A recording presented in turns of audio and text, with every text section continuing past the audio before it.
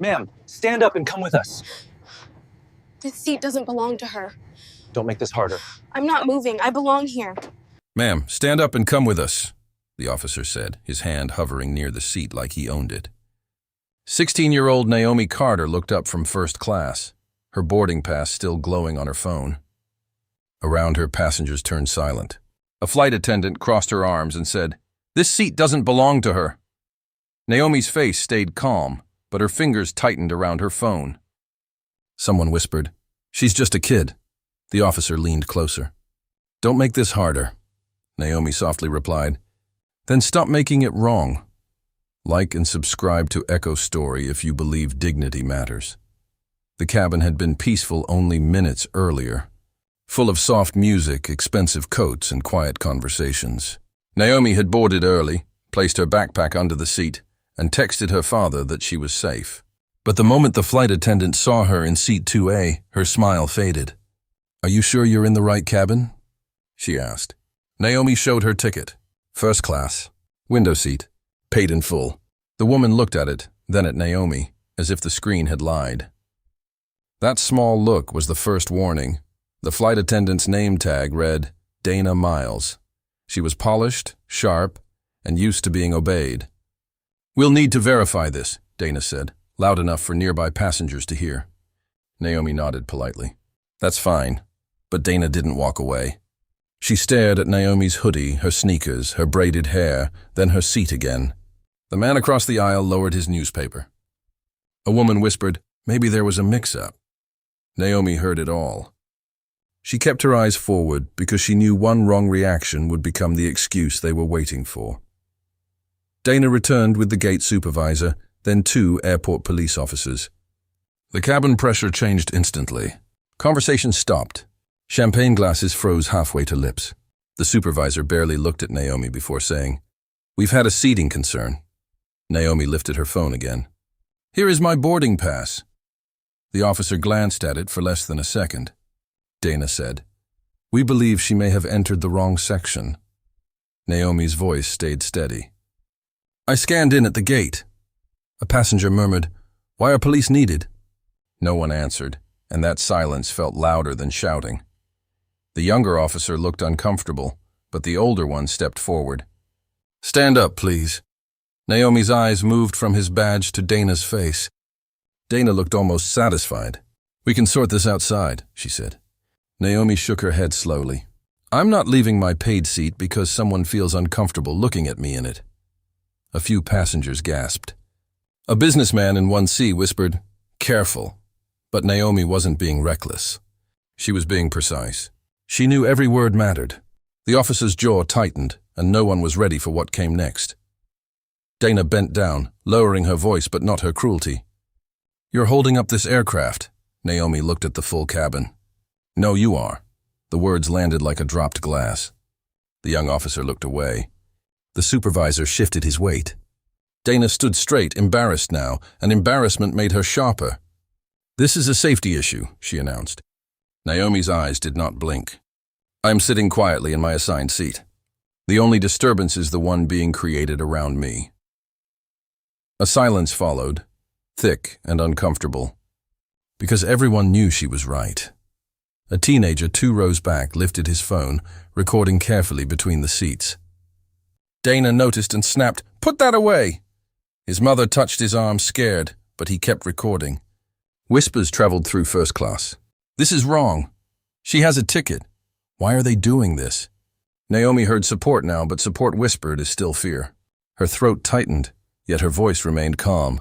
She opened her contacts and looked at one name, Dad. She didn't press call yet. She wanted them to choose fairness before power entered the room. The older officer reached toward Naomi's backpack. "We're removing your belongings." Naomi placed one hand on the strap. "Please don't touch my property." His eyes hardened. Dana stepped back, pretending innocence while watching everything unfold. The supervisor said, "Naomi, cooperation will make this easier." She looked at him directly. "My name wasn't offered respectfully until you needed me to surrender." That sentence froze him. A woman in 3A covered her mouth. The businessman stopped whispering and finally said, "She has done nothing wrong." Dana shot him a warning look, but the cabin had started waking up. The captain appeared at the cockpit door, drawn by the delay. "What's going on?" he asked. Dana immediately spoke first. "Passenger refusing crew instruction." Naomi turned her phone toward him. "Seat 2A, boarding pass. Verified at gate." The captain glanced at the screen, then at the officers. For 1 second his face showed doubt, but Dana pushed harder. "Captain, we have to maintain control." Naomi noticed that word. Control, not safety. Not truth, control. She finally pressed her father's name. The phone rang once, twice, then a calm male voice answered. "Naomi?" "Dad," Naomi said, her voice almost breaking for the first time. "They're trying to pull me from first class." The cabin went silent enough to hear the aircraft hum. Her father asked, "Are you hurt?" Naomi swallowed. "No, just surrounded." His tone changed, not louder but colder. "Put me on speaker." Naomi looked at Dana, the officers, the captain, and pressed speaker. "This is Marcus Carter," the voice said. Dana rolled her eyes slightly, as if another angry parent had joined the drama. But the captain's face slowly changed, like he recognized the name. Marcus Carter was not just a father. He was the CEO of Carter Global Logistics, the company that handled premium cargo contracts, executive travel partnerships, and aircraft service agreements across the country. But Naomi never led with that. She had been raised to earn respect without borrowing power. The captain stepped closer. "Mr. Carter?" His voice softened. Dana's expression flickered. Marcus said, "I want everyone near my daughter to listen carefully. She will not be touched. She will not be removed. And until I understand why this happened, that aircraft will not leave the ground." The words hit the cabin like thunder without volume. Dana's face drained of color. The supervisor immediately pulled out his phone. The older officer stepped back from Naomi's seat. The captain whispered to the gate agent, "Stop departure clearance." Outside the window, baggage carts paused. Crew members looked up, and the aircraft seemed to become a stage for consequence. Naomi sat still, blinking away the sting in her eyes. She didn't smile. She didn't celebrate. She simply breathed, because the saddest part was knowing they could have treated her right before knowing who her father was.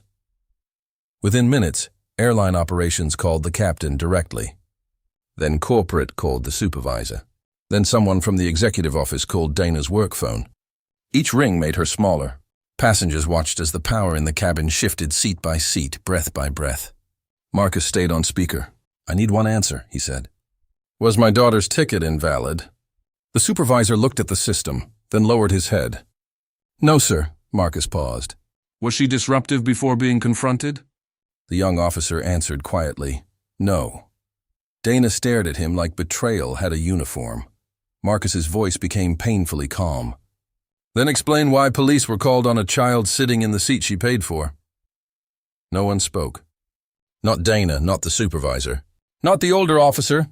The silence stretched until passengers began shifting uncomfortably. Naomi looked out the window, refusing to let tears fall in front of people who had doubted her humanity. Then Marcus said, "Captain, ground the flight until my daughter receives a public apology in the same cabin where she was publicly humiliated." Dana closed her eyes, and regret finally entered the room. The captain stepped into the aisle. His voice carried through first class and into economy. "Ladies and gentlemen, we are pausing departure to address an incident involving a passenger who was wrongly challenged regarding her seat." Dana stood beside him, stiff as glass. The entire aircraft listened. Phones were raised now, not hidden. Naomi felt every lens, every stare, every breath. Dana turned toward her. "Naomi," she began, but the word shook. "I apologize for questioning your right to be here." Naomi's eyes met hers. The pause between them said more than the apology. Naomi did not rush to forgive for the comfort of the cabin. She looked at Dana, then at the officers, then at the passengers who had watched quietly at first. "I accept that you said it," Naomi replied. The words were calm, but they carried weight. Dana's lips tightened. The businessman in 1C nodded slowly. The mother behind Naomi wiped her eyes. Marcus remained silent on the phone, letting his daughter stand in her own strength. For the first time, the cabin saw Naomi clearly, not as a problem, not as suspicion, but as a person. Corporate ordered the officers off the aircraft. The older one left without looking back, but the younger officer stopped beside Naomi. "I'm sorry," he said quietly. "I should have spoken sooner." Naomi looked at him. "Next time, speak while it still matters." He nodded, ashamed. That sentence traveled through the cabin like a lesson everyone wished they had learned earlier. Dana was escorted to the front galley, replaced by another crew member. The captain returned to Naomi's row. "You are welcome on this flight," he said. Naomi answered, "I always was." The flight remained grounded for another hour while airline executives tried to reach Marcus privately. But he refused quiet cleanup. "My daughter was embarrassed publicly," he said. "Accountability will not be whispered." Passengers began speaking to Naomi gently. One woman apologized for assuming there must have been a reason. A man admitted he stayed silent because he feared delaying his meeting. Naomi listened, but her face showed the cost of their honesty. Being protected after the damage is not the same as being defended before it. But what happened next changed everything. Before departure, the captain made one final announcement. Today, this aircraft was delayed because respect was delayed first. The cabin fell completely silent. Naomi looked down at her phone. Her father had sent one message. "Proud of you." "Not because I answered, but because you stood." She finally smiled a little. Outside, the runway lights shimmered like a path opening ahead. The plane had been grounded by a phone call, yes. But deeper than that, it had been grounded by the weight of a truth too many people tried to ignore. Hours later, Naomi stepped off the plane with her backpack on one shoulder and her head held high. The same passengers who had watched her humiliation now moved aside with quiet respect. Dana was gone. The officers were gone, but the memory remained, heavy and unforgettable. Naomi called her father and said, "I wish they had believed me before they knew you." Marcus replied, "That is exactly why the world needed to see it." EchoStory remembers moments like this because dignity should never need a powerful last name. Respect isn't something you show when someone is powerful. It's something you show when you think they're not.